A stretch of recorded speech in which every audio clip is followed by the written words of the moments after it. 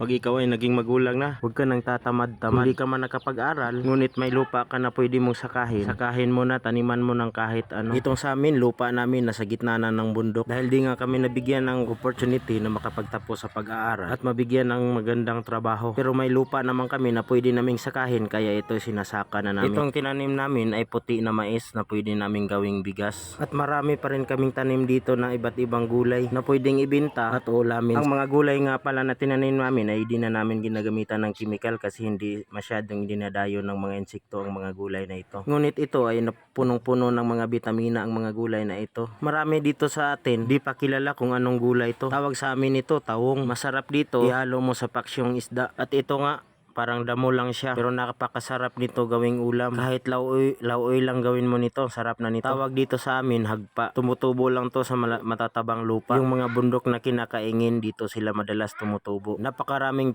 bitamina din makukuha sa gulay na ito. Isa to sa mga paborito naming gulay dito sa aming probinsya. Nakatikim na ba kayo ng mga gulay na ito mga ludi? Masarap din to ihalo sa noodles at laoyang isda. At kung marami namang nakukuha namin ganito, binibinta na namin. Madali lang kasi itong maibinta kasi hindi ginagamitan ng mga chemicals. Napaka-organic po kasi ng mga gulay na ito. Itong tinatawag sa amin ng taong pwede sa bakuran nyo itanim. Kaya pag ikaw ay magulang na, magsipag ka, magtanim ka lang kahit ano, may lupa ka naman na pwede mong pagtaniman, di kayo gugutumin. Dito sa lupa nga namin, kahit nasa gitna na ng bundok, pinagtiyagaan na namin na taniman. Kaysa may lupa ka nga, wala namang tanim. Marami namang pwedeng itanim na hindi magastos. Tulad nitong sa amin, meron din pala kaming tinatawag sa amin na si bujing. Ito yung mga ginagawa nilang palapa, yung hinahaluan ng maraming dinurog na sili. Napakaanghang pero napakasarap. Sa mga marunong dyan gumawa ng palapa, paturo naman.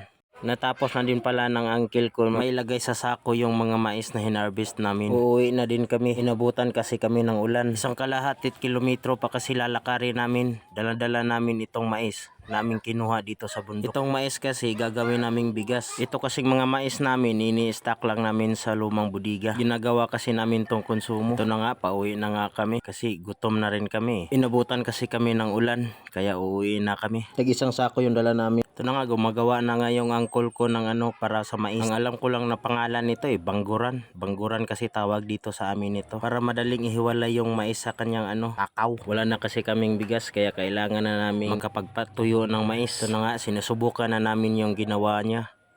Okay naman, medyo effective din naman.